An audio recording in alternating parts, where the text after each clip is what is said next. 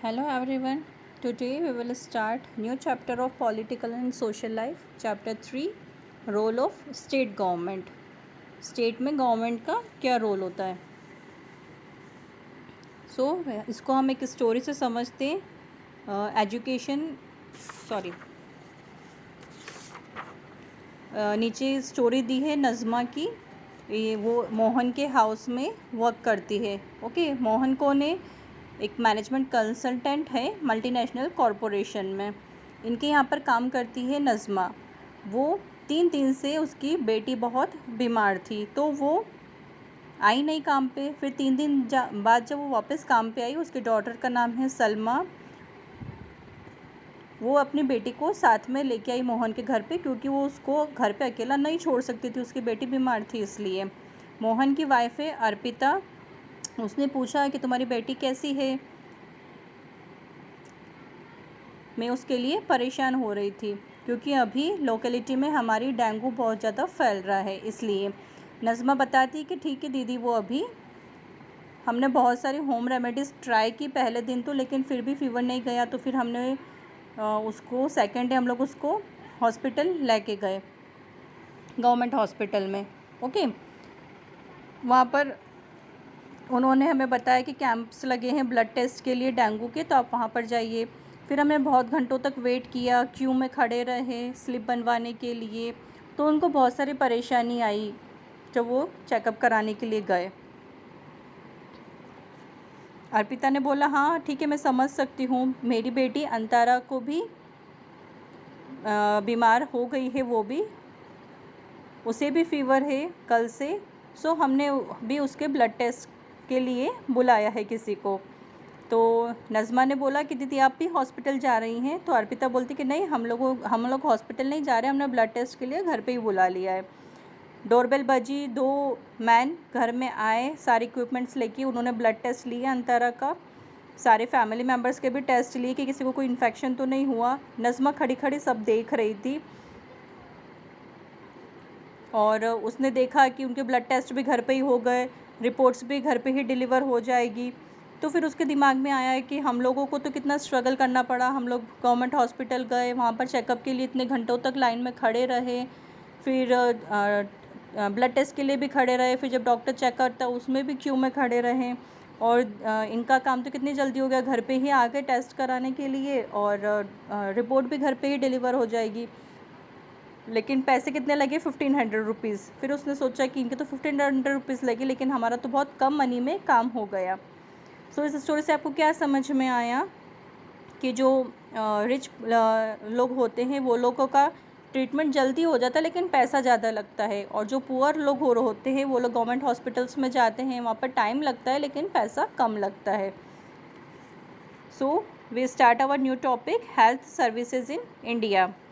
One of the main service provided by state government is health service. एक जो main service होती है जो कि स्टेट गवर्नमेंट हमें प्रोवाइड करती होती है हेल्थ सर्विस. ओके, ये स्टेट गवर्नमेंट की ड्यूटी होती है कि वो पीपल्स को फैसिलिटीज़ प्रोवाइड करे ताकि वो उन्हें बीमारियों से बचा सके, उन्हें अच्छे से ट्रीटमेंट दे सके. उनकी ड्यूटी बनती को पीपल्स को अवेयर कराएं कि कौन कौन सी हेल्थ हैज़ार्ड्स या जो भी बीमारियां अभी आ रही हैं उनसे पब्लिक को अवेयर कराएं, उनके बारे में बताएं कौन से डिजीज़ कितना हार्म कर सकती है. जैसे अभी कोरोना चल रहा है तो डेली जो कचरा गाड़ी आती है उसमें बताते हैं ना कि ये बीमारी है, महामारी है, आप मास्क पहन के रखिए, सैनिटाइज़र यूज़ किए, सब कुछ वो लोग हमें अवेयर कराते हैं उन चीज़ों से, डिजीज़ से रिलेटेड. सो उनकी स्टेट गवर्नमेंट की ड्यूटी बनती है कि वो हेल्थ केयर फैसिलिटीज़ प्रोवाइड करें, जैसे कि हॉस्पिटल्स बिल्ड कराएं, एम्बुलेंस सर्विस प्रोवाइड कराएं, लेबोरेटरीज़ बनाएं स्टेट के अंदर. गवर्नमेंट की जॉब होती है कि वो सारी फैसिलिटीज़ अच्छे से एफिशिएंटली रन कर सके, वहाँ पर वेल क्वालिफाइड और एफिशिएंट डॉक्टर्स हो, नर्सेज हो, स्टाफ मेंबर्स हो. ये सारी जो रिस्पॉन्सिबिलिटीज़ होती है किसकी होती है, स्टेट गवर्नमेंट की रिस्पॉन्सिबिलिटी होती है. Okay, private and public health care. अब हेल्थ केयर सर्विसेज जो होती है इंडिया में उनको भी 2 कैटेगरीज़ में डिवाइड किया है. एक होता है प्राइवेट हेल्थ केयर और another one is public health care. Private health care जो प्राइवेट होता है, कोई भी एक इंडिविजुअल पर्सन या ग्रुप ऑफ मेंबर्स मिलके उसे ओपन करते हैं हॉस्पिटल्स को.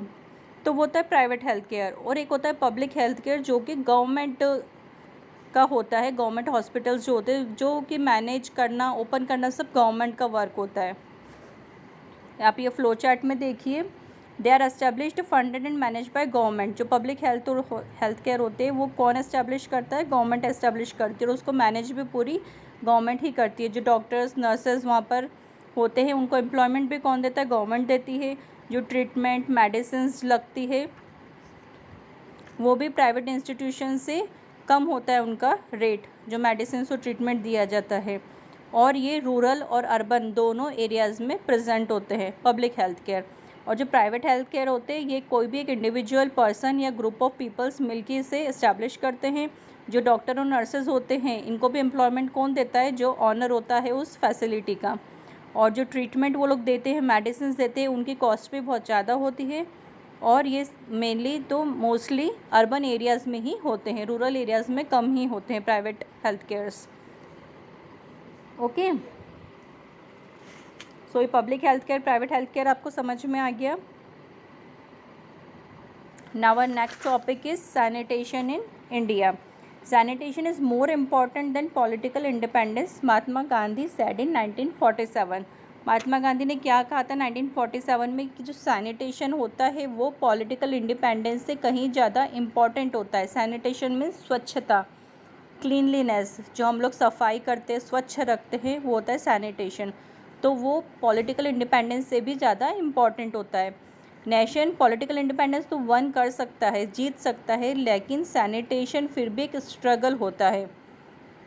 It was estimated by World Bank in 2011 that 626 million people defecated in fields and streets rather than used toilets. 2011 में वर्ल्ड बैंक ने क्या एस्टिमेट किया कि जो 626 पीपल में 626 मिलियन पीपल्स जो होते हैं वो फील्ड और स्ट्रीट्स में ही डेफिकेट करते हैं, वो लोग टॉयलेट यूज़ नहीं करते हैं। गांव में आप लोगों ने देखा है ना कि टॉयलेट यूज़ नहीं करते, खेतों में ही चले जाते हैं। सो ये पुअर सैनिटेशन जो होता है इसकी वजह से बहुत सारी हेल्थ प्रॉब्लम्स होती है, टाइफाइड होता है या बहुत सारी अदर डिजीज़ेस भी होती है। सो सैनिटरी कंडीशन जो होती है ये किस पर डिपेंड करती है? क्लीनलीनेस ऑफ द सराउंडिंग, जो हमारे सराउंडिंग में स्वच्छता है कि नहीं या प्रॉपर डिस्पोजल सिस्टम है कि नहीं, उस पर हमारा सैनिटेशन डिपेंड करता है।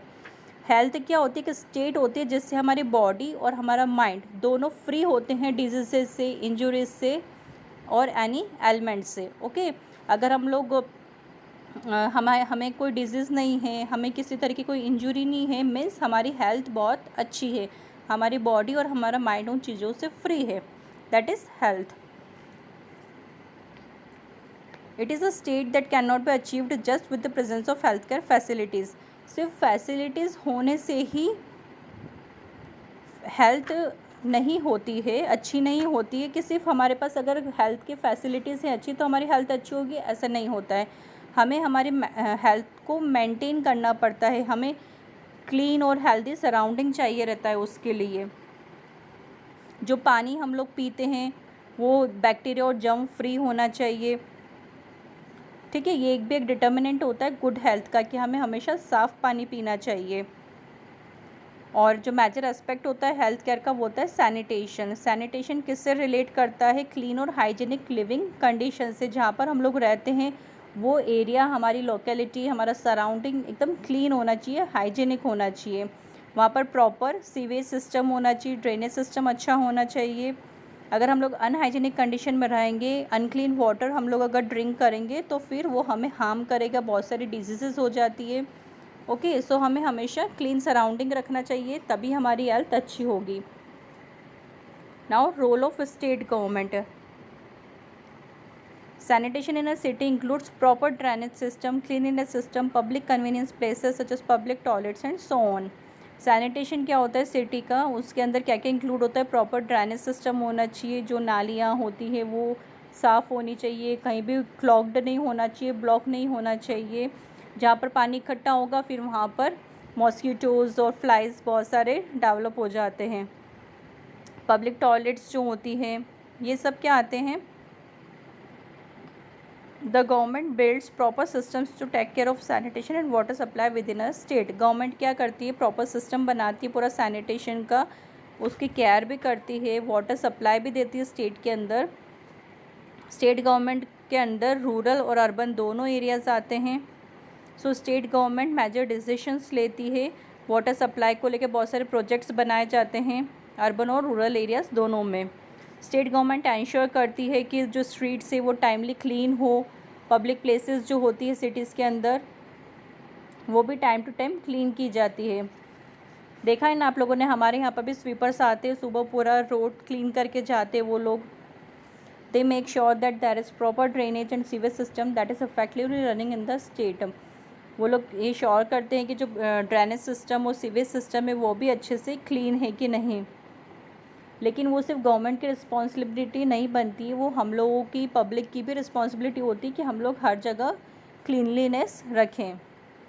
जो पब्लिक टॉयलेट्स यूज़ किए जाते वो भी क्लीन होना चाहिए। Sanitation affects the health of people, thus a state's responsibility is not limited to providing facilities but also to maintain them. Sanitation हमारी हेल्थ पे बहुत ज़्यादा इफेक्ट करता है। सो स्टेट की रिस्पॉन्सिबिलिटी सिर्फ ये नहीं होती कि वो फैसिलिटीज़ प्रोवाइड कर दें। ऐसा नहीं कि सिर्फ पब्लिक टॉयलेट्स बना दिए वो लोग फ्री हो गए, ड्रेनेज सिस्टम बना दिया तो वो लोग फ्री हो गए। उसको मेंटेन करना भी बहुत ज़्यादा ज़रूरी होता है। As citizen of India, it is our duty to keep your city and state clean and hygienic places to live in. हम इंडियन सिटीजन्स हैं, ये हमारा इंडिया है, तो ये हमारी भी ड्यूटी बनती है कि हम लोग हमारी सिटी को, हमारे स्टेट को, हमारे विलेज को क्लीन रखें, हाइजीनिक रखें। We must make sure that we do not throw garbage on the street. कि हमें ध्यान रखना चाहिए कि हम जो गार्बेज होता है, कचरा होता है, वो स्ट्रीट पे नहीं फेंकना चाहिए। जगह जगह गवर्नमेंट ने डस्टबिन्स लगा रखे हैं, तो आप जब भी बाहर निकलें तो कचरा हमेशा डस्टबिन में ही थ्रो करें। जो वाटर रिसोर्सेज हैं वो भी बहुत बार लोग उसमें भी कचरा फेंक देते हैं। कुएँ हैं, नदियाँ हैं, वहाँ पर भी लोग गार्बेज थ्रो कर देते हैं। बहुत सारे लोग कपड़े भी धोते हैं वहाँ पर। तो ये जो भी हम लोग करते हैं ये ऐसा नहीं करना चाहिए। We must ensure that the drains and sewer pipes are not clogged and functioning properly. ये हमें श्योर करना चाहिए कि जो ड्रेन्स हैं, सीवर पाइप्स हैं, वो कभी भी क्लॉग्ड ना हो, अच्छे से प्रॉपरली फंक्शन करे वो लोग। अगर आपको लगता है कि कहीं पे नाली चौक हो रही है तो आपको कंप्लेंट करना चाहिए म्यूनसिपैलिटी में। टाइमली उनको क्लीनिंग होना चाहिए, रिपेयरिंग होना चाहिए। Such steps on part are very important towards maintaining sanitation in our country. ये बहुत सारे ऐसे स्टेप्स हैं जो कि हमें ध्यान रखना चाहिए ताकि हमारा सैनिटेशन मेंटेन रहे कंट्री में। फिर एक छोटी सी स्टोरी दी है विलेज माखनपुर की, जहाँ पर लोग एजुकेटेड नहीं हैं, वो लोग लड़कियों को पढ़ाते नहीं हैं, उनको स्कूल्स नहीं भेजते गर्ल्स को। जो बॉयज़ हैं वहाँ कर वो लोग भी कोई ज़्यादा इंटरेस्ट नहीं लेते स्कूल जाने में। तो जो वहाँ के पीपल्स थे वो लोग ओल्ड प्रैक्टिसेस में ही बिलीव करते हैं। जो उनके कस्टम से, रिचुअल से सब पुराने हैं, उन लोगों में कोई भी डेवलपमेंट नहीं हुआ है। सो उनका एटीट्यूड जो सैनिटेशन को लेके वो भी सेम है। वो लोग जैसे अर्लियर टाइम्स में पीपल सैनिटेशन और हाइजीनिक को इग्नोर कर देते थे। वो लोग टॉयलेट्स नहीं यूज़ करते थे, टॉयलेट होती ही नहीं थी, वो लोग खेतों में ही जाते थे। सो जो लैक ऑफ सैनिटेशन था वहाँ पर, तो उसकी वजह से क्या हुआ, प्लेग बहुत ज़्यादा फैल गया। एक कॉन्टेजियस डिजीज़ होती है प्लेग, ये वहाँ पर बहुत ज़्यादा फैल गया। तो लोगों ने सोचना शुरू कर दिया कि यहाँ पर कोई मतलब भगवान का क्या बोलते हैं उसको, कहर हो गया है, या भगवान हमसे नाराज़ हो गए इसलिए यहाँ पर सब लोग बीमार हो रहे हैं, ऐसा वो लोग कुछ सोचते थे। वो लोग साइंस से तो बहुत ज़्यादा दूर थे, उनको ये पता ही नहीं था कि इस टाइप की कुछ डिजीज़ेज़ भी होती हैं, उस वजह से हम लोग बीमार हो रहे हैं। जब कंडीशन बहुत ज़्यादा बिगड़ने लग गई, फिर गवर्नमेंट ने उधर ध्यान दिया, उन लोगों ने डॉक्टर्स को भेजा, चेकअप हुआ, तो कुछ लोगों को समझ में आया कि ऐसा भगवान का कुछ नहीं होता है, गॉड का ये डिजीज़ है, उस वजह से हम लोग बीमार हो रहे हैं। फिर उन लोगों को जब डॉक्टर ने एग्ज़ामिन किया फिर उनको समझ में आया। फिर कुछ फैमिलीज़ ने अपना इम्प्रूवमेंट दिखाया उसमें मेडिकेशन लेने के बाद, नहीं तो बहुत सारे लोग तो उस डिजीज़ से मर गए थे। सो ये एक स्टोरी बताइए छोटी सी समझाने के लिए आपको कि एजुकेशन कितनी इम्पॉर्टेंट होती है। Now next topic is education in India. Education जो होता है वो ह्यूमन राइट होता है। किसने डिक्लेयर किया, यूएन ने, मीन्स यूनाइटेड नेशन ने ऐसा डिक्लेयर किया कि एजुकेशन भी राइट होता है ह्यूमंस का। एजुकेशन बहुत ज़्यादा इम्पॉर्टेंट होती है। एजुकेशन जो होती है कंट्री की, वो एक की होती है जिससे कि कंट्री की ग्रोथ होती है। अगर लोग पढ़े लिखे होंगे तो कंट्री की ग्रोथ होगी। अनएजुकेटेड पीपल्स होते तो कंट्री ग्रो नहीं कर पाती है। They can understand and analyze different situations, evaluate their options and act responsibly. अगर लोग एजुकेटेड होते हैं तो वो लोग अच्छे से सारे सिचुएशन को समझ पाते हैं, वो लोग अपने ऑप्शंस एवेल्यूएट करते हैं और रिस्पॉन्सिबिलिटी भी देते हैं अपनी। वो लोग अपने सराउंडिंग्स को भी क्लीन रखते हैं, डेवलप करते हैं। जैसे ये एग्ज़ाम्पल बताया था अभी माखनपुर विलेज का, तो क्या हुआ, उससे लोग पढ़े लिखे नहीं थे, स्कूल्स नहीं जाते थे, तो उन लोगों को कुछ पता ही नहीं था कि क्या डिजीज़ होती है, कैसे होती थी, कैसे उन्हें क्योर किया जाता है, उन्हें कुछ भी आइडिया नहीं था। अगर लोग एजुकेटेड होंगे तो वो लोग अच्छे से सब चीज़ों को समझ पाते हैं और वो लोग अपने सराउंडिंग्स को भी क्लीन रखते हैं, जिससे कि ये सारी प्रॉब्लम्स नहीं होती है। जो the law makers of India equally have firm faith in this and government works hard to provide education to all. So जो लॉ मेकर्स थे इंडिया के, उन्होंने इसे इक्वली एजुकेशन को भी इक्वल बताया राइट्स के अंदर, इसीलिए एक हमारे राइट्स में ये राइट भी दिया गया है, right to education. Now role of state government in India, every child has been entitled to avail free and compulsory elementary education under right of children to free and compulsory education act। ये जो right of children to free and compulsory education act है, इसके अंदर बताया गया है कि सभी चिल्ड्रन को पढ़ना बहुत ज़्यादा ज़रूरी है। सबको एलिमेंट्री एजुकेशन फ्री दी जाती है गवर्नमेंट स्कूल में।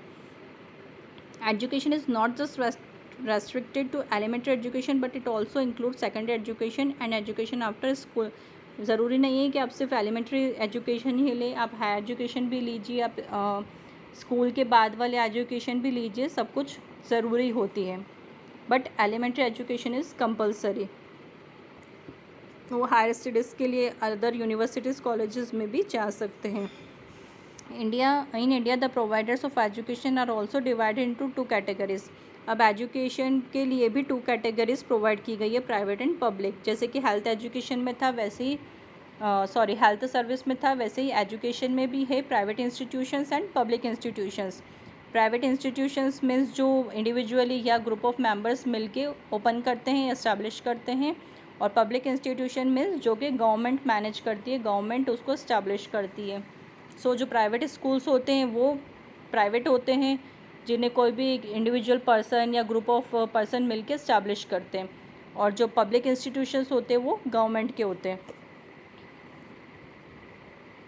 So private educational institutions costly होते हैं थोड़े, लेकिन जो पब्लिक इंस्टीट्यूशंस होते हैं वो बहुत ज़्यादा लो कॉस्ट होता है, वहाँ पर फीस भी कम लगती है।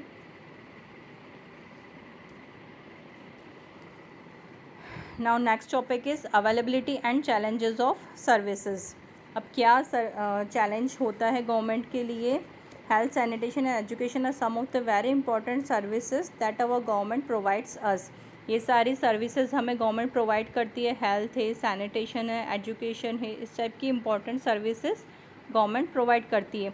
सभी लेवल पे गवर्नमेंट हमें ये फैसिलिटीज़ और अपॉर्चुनिटीज़ प्रोवाइड करती है। हेल्थ एंड सैनिटेशन सर्विसेज ये बहुत ज़्यादा इम्पॉर्टेंट होती है सभी के लिए। इनकी अवेलेबिलिटी और अफोर्डेबिलिटी अभी मेजर कंसर्न है टुडेज़ टाइम में। अभी लोग हेल्थ और सैनिटेशन पे बहुत ज़्यादा ध्यान देने लग गए, specially after corona. Many times unavailability of doctors and staff creates inconvenience for people. बहुत बार ऐसा होता है कि डॉक्टर्स या स्टाफ मेंबर्स की अनअवेलेबिलिटी होती है, तो वो बहुत ज़्यादा इनकन्वीनियंट हो जाता है पीपल्स के लिए, स्पेशली इन रिमोट या स्मॉलर एरियाज़ लाइक विलेजेस में। हमें दूर तक जाना पड़ता है चेकअप के लिए। बहुत सारे लोग अभी भी, जैसे हम सिताऊं में भी होता है, बहुत बार अनअवेलेबिलिटी हो जाती है डॉक्टर्स की, तो फिर हम लोग मंदसौर जाते हैं चेकअप के लिए। सो ये डिफ़िकल्ट होता है बहुत सारे पेशेंट्स के लिए कि यहाँ पर हमें प्रॉपर ट्रीटमेंट नहीं मिल सकता है, या बहुत लोगों के पास लैक ऑफ मनी भी होता है, इतनी मनी नहीं होती है, उसकी वजह से भी बहुत लोग ट्रीटमेंट से रह जाते हैं।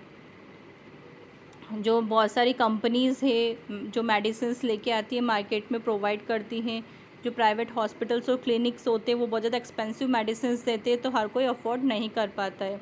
सो ये स्टेट गवर्नमेंट की रिस्पॉन्सिबिलिटी होती है कि वो गवर्नमेंट हॉस्पिटल्स बहुत सारी जगहों पर ओपन रखें, जिससे कि जो पुअर पीपल्स है जिनके पास मनी की कमी है, तो वो लोग अच्छे से अपना ट्रीटमेंट करवा सकें। Education facilities, our constitution provides every child in India with the right to free and compulsory education. हमारे कॉन्स्टिट्यूशन ने प्रोवाइड किया है कि सभी एवरी चाइल्ड इन इंडिया को राइट है कि वो लोग फ्री और कंपलसरी एजुकेशन ले सके, लेकिन फिर भी बहुत सारे चिल्ड्रन अभी भी नहीं पढ़ते हैं। वो लोग या तो किसी रेस्टोरेंट्स में या फैक्ट्रीज़ में हमें काम करते हुए दिख जाते हैं, जो कि चाइल्ड लेबर को प्रोहिबिट किया है लॉ ने। बहुत सारे चिल्ड्रन बैगिंग करते हैं ट्रैफिक सिग्नल्स पे या छोटी छोटी चीज़ें सेल करते हैं। उन लोगों के पास मनी नहीं होती तो वो ऐसे अपनी फैमिली की हेल्प करते हैं। सो सभी चिल्ड्रन को पढ़ना ज़रूरी होता है, उन्हें स्कूल जाना चाहिए। Measures taken to provide services. Every country, including ours, tries to provide its citizens the best services and facilities, but it also faces many issues and challenges. सभी कंट्रीज़ में जो गवर्नमेंट होती है वो अच्छे से अच्छे सर्विसेज और फैसिलिटीज़ प्रोवाइड करती है, लेकिन फिर भी बहुत सारे इश्यूज़, बहुत सारे चैलेंजेस उनके पास होते हैं। Since independence, India has taken many measures to ensure that every citizen has access to proper sanitation, health and educational services. Independence के टाइम से गवर्नमेंट ने ट्राई किया कि वो अच्छे से अच्छे सैनिटेशन, हेल्थ और एजुकेशन सर्विसेज हमें प्रोवाइड कर सके। अभी रिसेंटली गवर्नमेंट ने नया अभियान बनाया है, स्वच्छ भारत अभियान, जिसमें कि सभी सिटीज़न से रिक्वेस्ट की जाती है कि वो अपनी रिस्पॉन्सिबिलिटी दें सैनिटेशन में, क्लीनलीनेस में कंट्री के लिए। सभी लोगों को बताया जाता है बार बार कि आप स्वच्छ भारत अभियान के अंदर कि आप स्वच्छता रखें, अपने लोकेलिटी को, अपने सराउंडिंग को क्लीन रखें, हाइजीनिक रखें, पब्लिक टॉयलेट्स बनाएं इतने सारे, जिसे हम सुलभ कहते हैं। सुलभ कॉम्प्लेक्सेस बने हुए होते हैं सिटीज़ में, रूरल एरियाज़ में, सभी जगह विमेन को एम्पावर किया जाता है। ये रूरल एरियाज़ में जहाँ पर टॉयलेट्स नहीं होते थे, तो अभी गवर्नमेंट टॉयलेट्स भी बना के दे रही है। सो ये हमारी रिस्पॉन्सिबिलिटी भी बनती है कि हम लोग क्लीन रखें सभी। For health care, government has open dispensaries in remote areas. Government ने बहुत सारी डिस्पेंसरीज भी ओपन करी है जहाँ पर एम्बुलेंस मिलती है फ्री ऑफ कॉस्ट, वो लोग प्रोवाइड करते हैं स्टेट गवर्नमेंट। मोहल्ला क्लिनिक्स बनाए हैं दिल्ली गवर्नमेंट में, जहाँ पे वो थोड़े थोड़े मतलब मोहल्ले में क्लिनिक्स बनाए जाते हैं, जिससे कि जो पुअर सेक्शंस होते हैं सोसाइटी के, उन लोगों को अच्छे से अच्छी फैसिलिटीज़ प्रोवाइड कर सकें, ताकि उन्हें दूर तक ट्रैवल करके ना जाना पड़े। सेवरल स्टेट्स में एजुकेशन के लिए बालवाड़ीज़ बनाई गई हैं, आंगनवाड़ी बनाई गई हैं, प्री स्कूल्स बनाए गए हैं, जिससे कि सभी को एजुकेशन मिल सके। इतनी सारी जो स्कीम्स गवर्नमेंट निकालती है, ये सब हमें वो प्रोवाइड करती हैं पीपल्स को, ताकि सभी को एजुकेशन भी मिले, हेल्थ सर्विसेज भी मिले, सैनिटेशन भी मिले। बहुत सारे दिल्ली स्टेट है, अदर स्टेट्स में भी म्यूनसिपल स्कूल्स में एक फिक्स्ड अमाउंट ऑफ मनी दिया जाता है पीपल को, जिससे कि वो जो बेसिक रिक्वायरमेंट होती है स्कूल की बच्चों के लिए, जैसे लाइक वाटर बॉटल से, यूनिफॉर्म से, बुक से, वो लोग परचेस कर सकें। Okay, understood.